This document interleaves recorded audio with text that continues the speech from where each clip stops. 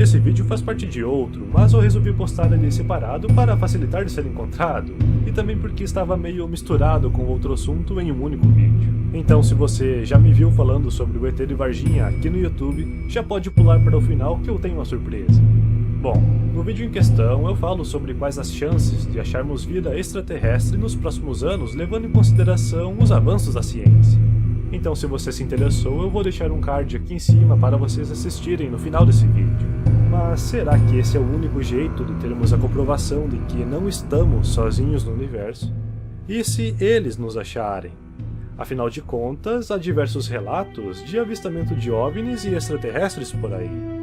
Alguns deles, inclusive, ficaram tão famosos que até ganharam documentários e livros. É o caso do ET de Varginha. Vocês conhecem a história do ET brasileiro? Era 20 de janeiro de 1996, mais ou menos 2 horas da tarde de sábado. Duas irmãs, Valquíria e Liliane de Fátima Silva, que eram adolescentes entre 14 e 16 anos, e Kátia Andrade Xavier, de 22 anos, estavam caminhando quando cruzaram por um terreno baldio, e avistaram algo que as assustou. De acordo com o relato das jovens, a criatura era baixa, tinha pele marrom e oleosa com as veias aparentes, olhos grandes vermelhos e 3 saliências na cabeça. Estaria agachado com os braços entre as pernas, próximo a uma parede. Segundo a descrição das 3, o ser que elas viram teria esta aparência. As jovens saíram correndo de medo. Após a história ganhar reconhecimento, mais histórias estranhas surgiram, começando com o avistamento de um OVNI por um empresário no dia 13 de janeiro, uma semana antes do relato das 3 jovens. O empresário chamado Carlos de Souza diz ter visto o objeto que estava avariado cair logo à frente. Segundo ele, militares não o deixaram se aproximar do local da queda.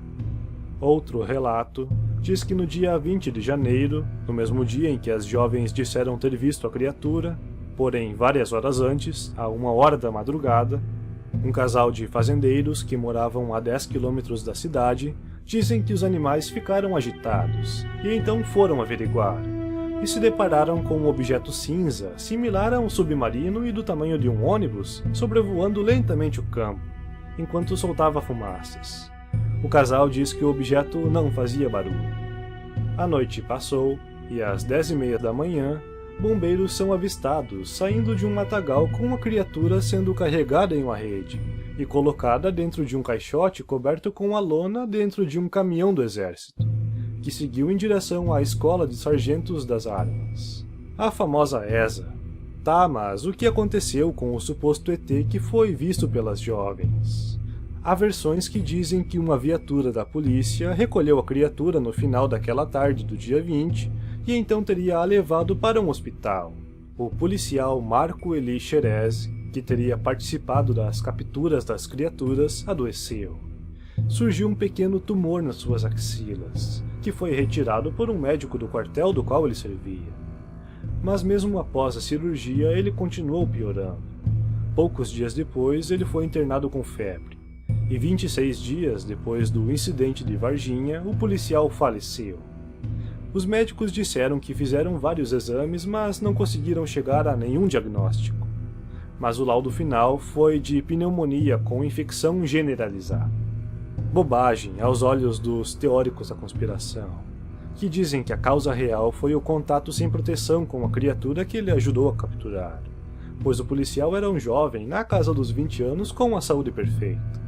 Além da esposa de Xerez ter afirmado em entrevista que o laudo oficial da morte foi-lhe negado durante meses.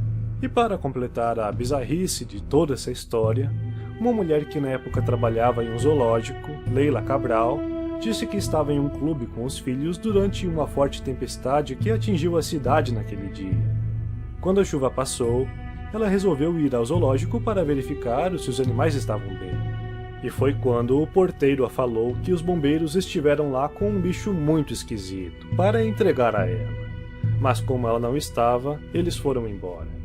Até então nada demais.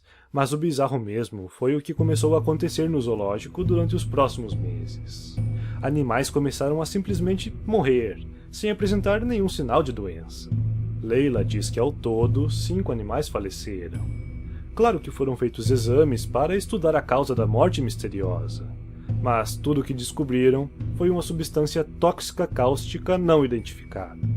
É claro que o exército nega todas as evidências, e a conclusão que deram ao caso foi de que, na verdade, a criatura avistada pelas jovens era um homem com problemas mentais, conhecido popularmente como Mudinho, que curiosamente tinha a mania de andar sem camisa e ficar agachado próximo aos muros, daquela mesma região em que a criatura teria sido avistada. A polícia militar acrescentou que ele provavelmente estaria sujo de lama por conta da chuva, e por isso a pele estaria marrom. Só que Katia, uma das garotas, negou em entrevista de que se tratava do homem. Ela o conhecia e o teria reconhecido. Além do mais, a chuva começou por volta das 6 horas da tarde.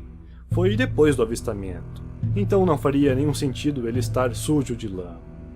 E aí, vocês acreditam que talvez os nossos vizinhos já tenham nos encontrado? Bom, espero que tenham gostado do vídeo e até a próxima.